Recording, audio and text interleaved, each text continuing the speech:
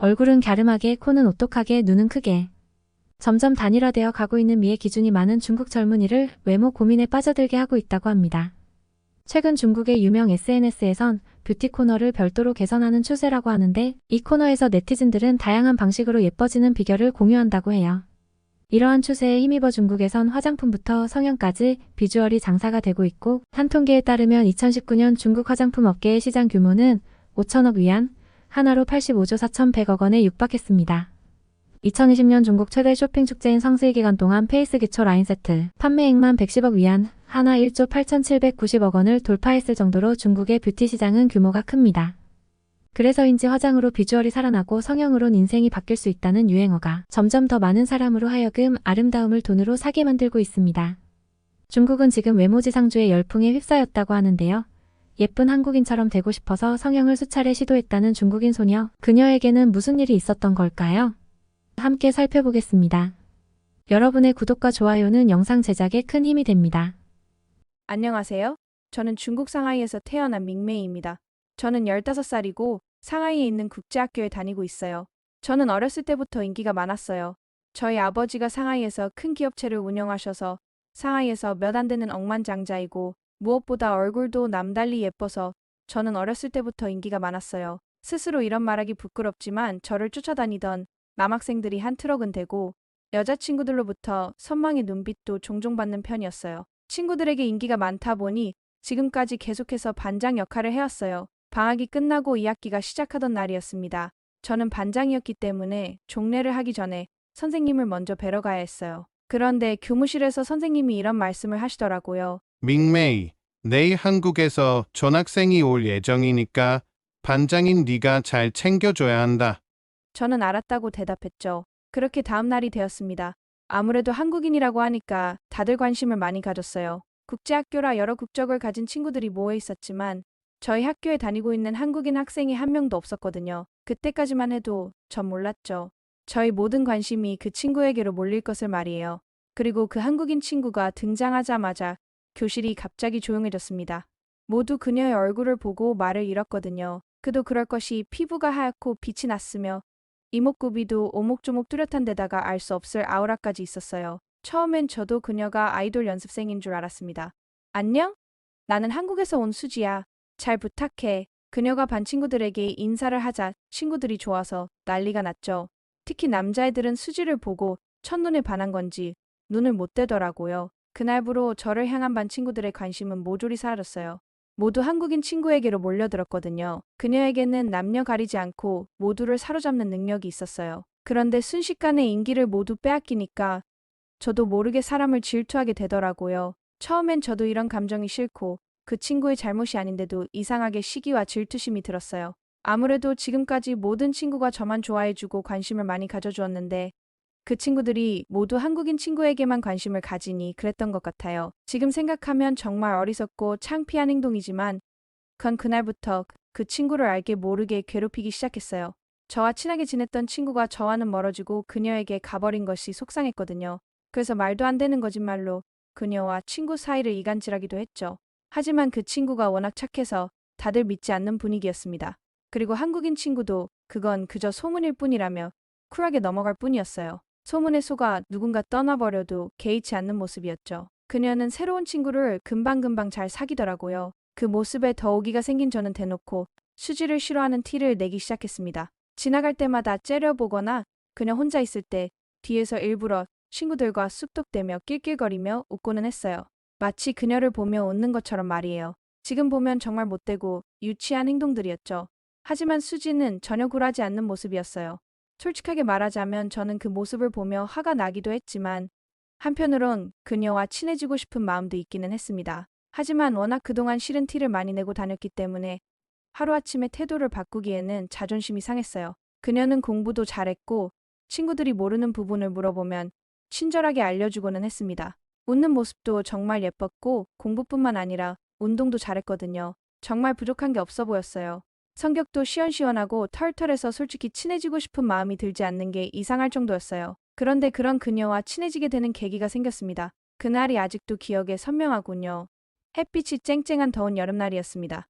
하루는 점심을 먹기 위해 줄을 기다리고 있었어요. 저와 함께 다니던 친구들이 학교에 오지 못해 홀로 밥을 먹게 되었어요. 저는 친구가 없으면 성격이 매우 소심해지고 남 시선을 많이 의식해서 혼자 밥 먹는 모습을 남들에게 보이는 게 창피했어요. 하지만 그날은 아침을 먹고 오지 않아서 배가 너무 고팠고 결국 그렇게 홀로 급식을 먹기 위해 줄을 서게 되었죠. 그런데 그 순간 갑자기 수지가 먼저 다가왔어요. 그리고 이렇게 물었죠. 우리 같이 밥 먹지 않을래? 저는 내심 기뻤지만 처음엔 자존심 때문에 싫다고 대답했어요. 대답하면서도 동시에 후회스러운 마음도 있었죠. 그런데 놀랍게도 그녀가 한 번 더 물어보더라고요. 전 솔직히 친해지고 싶은 마음도 있었으니까 같이 먹겠다고 했어요. 그마저도 어쩔 수 없이 먹어준다는 듯 이야기했지만 말이에요. 그 친구도 제 퉁명스러운 대답에 기분이 상할 만한데 고맙다고 웃더라고요. 솔직히 같은 여자이지만 그 웃는 모습에 모두가 반할 수밖에 없겠구나 싶었어요. 정말 예뻤거든요. 그리고 함께 밥을 먹어보니까 은근히 서로 취미도 같고 취향도 비슷해서 말이 잘 통하더라고요. 솔직히 수다를 떨다 보면 친해질 수밖에 없잖아요. 저는 그녀를 향한 안 좋은 마음이 모두 사라졌었어요.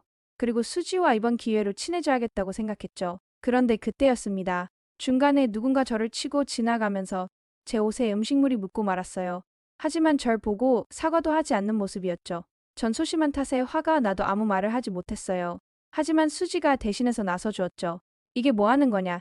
당장 사과하지 못하냐? 라면서 말이에요. 그 덕분에 전 사과를 받을 수 있었고 고마운 마음에 매점에서 간식을 사주었습니다. 밥을 먹고 벤치에 앉아 또 수다를 떨면서 갑작스럽게 절친 사이가 되었던 그날이 잊히질 않네요. 대화하는 내내 조금은 죄책감이 들었어요. 이런 좋은 친구를 그동안 시기 질투 때문에 괴롭혔던 기억에 스스로 괴롭더라고요. 하지만 진중하게 사과했고 그 덕에 우린 더 좋은 사이로 발전할 수 있었습니다. 우리는 순식간에 베스트 프렌드가 될 만큼 가까운 사이가 되었어요. 학교에서는 더 유명해졌죠. 학교에서 제일 예쁜 두 명이 같이 다닌다면서요. 하지만 한 가지 문제가 있었어요. 바로 한국인 친구의 외모와 제 외모를 비교하면서 스스로 외모에 대한 자신감이 떨어졌거든요. 저희 둘 다 춤추고 노래하는 것을 좋아해서 재미삼아 틱톡이라는 어플에 한국 아이돌 노래에 맞춰 춤을 추는 영상을 올려보기로 했어요. 하루는 친구와 그걸 하는데 친구는 스마트폰 앱으로 보정하지 않아도 너무 예쁜 얼굴이었어요. 턱도 갸름하고 피부도 뽀얗고 눈은 컸고 코는 오똑했죠. 반면에 제 얼굴을 어플로 보정을 겨우 해야 친구와 비슷하게 보였어요. 그 점 때문에 늘 주눅이 들고는 했죠. 이런 생각을 한 번 하고 나니까 점점 걷잡을 수 없이 커졌어요.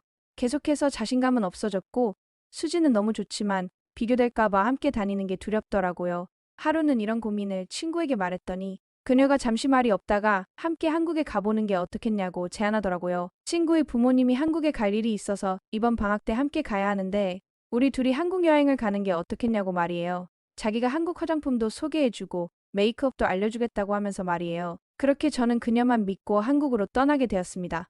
고마운 마음에 비행기 티켓과 호텔 비용은 제가 냈어요. 친구는 괜찮다고 했지만 자신감이 없는 절 위해 그런 노력을 해주는 친구에게 당연한 거라고 생각했습니다. 우리는 한국의 강남에 갔어요. 그런데 저는 깜짝 놀랐습니다. 농담이 아니라 길거리에 예쁜 사람들이 정말 많았어요. 친구에게는 미안하지만 친구보다 예쁘게 생긴 사람들이 정말 널렸더라고요. 저는 정말 모두 연예인인 줄 알았어요. 다들 자기 관리도 굉장히 잘하는 것처럼 보였고 옷도 다들 연예인처럼 입고 다니더라고요. 한국 여자들이 이렇게 예쁜 줄 몰랐습니다. 저는 그 순간 한국이라는 나라에 완전히 반해버리고 말았어요. 저도 여기서 조금만 관리하면 저들처럼 될 수 있지 않을까 싶은 생각이 들었거든요. 그날 제 친구는 제 피부톤에 맞는 메이크업 제품을 골라주었고 체형을 보완해주는 옷도 다 골라주었어요. 저는 너무 마음에 들었죠. 사진을 찍어서 웨이보에 올리니까 반응이 엄청 핫했어요. 평소에 올리던 소셜미디어에서는 갑자기 제가 너무 예뻐졌다며 칭찬하는 댓글이 넘쳐났습니다. 개인 SNS에는 친구들이 모두 왜 이렇게 예뻐졌냐며 샵에서 화장을 받았냐고 묻는 친구들이 많았죠. 기분이 너무 좋더라고요. 메이크업 제품만 살짝 바꿨을 뿐인데 이렇게 다들 예뻐졌다고 하다니 친구들 말처럼 메이크업 샵에서 메이크업을 받아보면 어떨까 하는 생각이 들었어요. 그래서 수지에게 한국에서 메이크업을 받아보고 싶다고 이야기했고 수지는 평소에 엄마와 언니가 다니는 청담동 샵을 예약해주겠다고 했죠. 그렇게 청담동에 있는 메이크업 샵을 가게 되었고 그곳에서 유명한 한국 여배우와 아이돌을 봤어요. 제가 살면서 봤던 사람 중에 정말 가장 아름다웠어요. 들뜬 마음으로 저와 수지는 자리에 앉았고 메이크업과 헤어를 받기를 시작했죠. 어떤 모습으로 바뀌어 있을지 정말 설렜어요. 메이크업을 먼저 받고 머리를 만지기 시작했는데 떨려서 눈도 못 뜨겠더라고요. 손님, 다 됐습니다. 떨리는 마음으로 눈을 떴습니다. 세상에, 이게 내 얼굴이야? 정말 제가 봐도 너무 예쁘더라고요.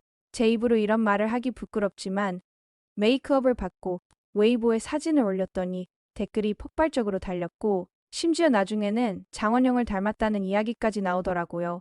물론 저는 제 실물을 알기에 그런 댓글이 부끄럽기는 했지만 기분은 매우 좋았습니다. 그런 말을 들으니 제 자신감이 쑥쑥 올라갔습니다. 하지만 사람의 욕심은 원래 밑도 끝도 없다고 하죠. 다른 사람들에게 예쁘다는 이야기를 들을 때마다 뿌듯했지만 실제로 거울을 볼 때 제 자신이 만족을 못하겠더라고요. 한국인들보다 눈도 작은 것 같고 코도 낮은 것 같아서 불만족스러운 마음을 영 숨길 수가 없었습니다. 아무리 화장법을 바꾸고 살을 빼서 노력을 해도 결국엔 한계에 부딪히는 듯해 보였죠. 결국 고민하던 저는 한국에 온 김에 성형수술을 하기로 결정했습니다. 부모님께 전화를 드려서 한국에서 성형수술을 받고 싶다고 했어요.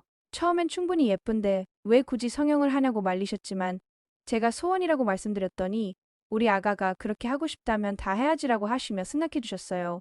집이 부자여서 비용에 대한 부담은 전혀 없었고 이렇게 부유하게 살 수 있게 해주시는 부모님께 새삼스럽게 감사함을 느꼈죠. 하지만 막상 수술을 하려니 처음엔 두려웠어요.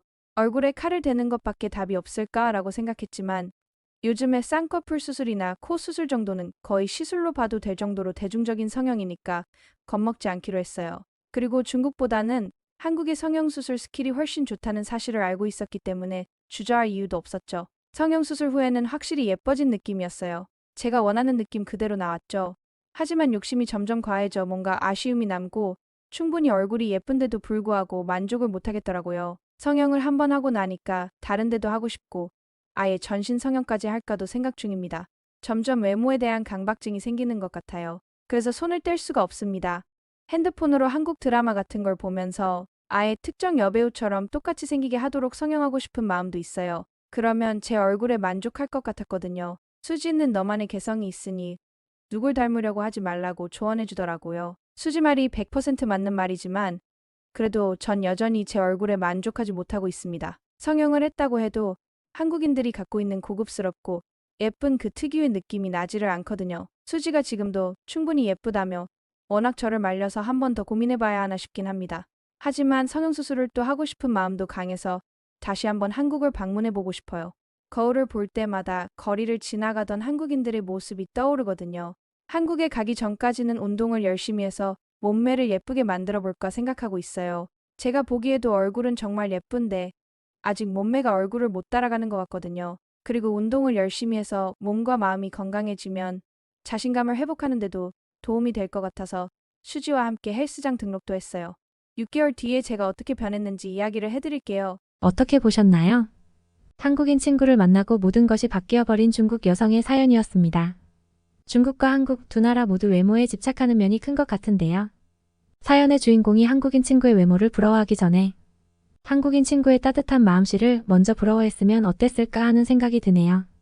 외모지상주의는 어떤 사람이 누구보다도 외모에 대한 강박적인 경향을 보이는 것을 말하는데요. 최근 우리 사회는 외모지상주의가 과도하게 노골적으로 드러나고 있습니다. 이는 일상생활뿐 아니라 광고, 방송, 인터넷, 소셜미디어 등 여러 매체를 통해 전파되어 외모를 대단히 중요하게 생각하는 분위기가 형성되고 있죠. 이러한 상황은 인간의 심리적 안녕을 해치기도 하고 건강한 인간관계 형성에서도 좋지 않은 결과를 가져올 수 있습니다. 외모가 하나의 경쟁력이라고는 하지만 그 사람이 가지고 있는 개성과 매력에 집중할 수 있는 사회가 되었으면 좋겠습니다. 오늘 준비한 사연은 여기까지입니다. 끝까지 시청해주셔서 감사드리며 구독과 좋아요, 알림 설정은 영상 제작에 큰 힘이 됩니다. 감사합니다.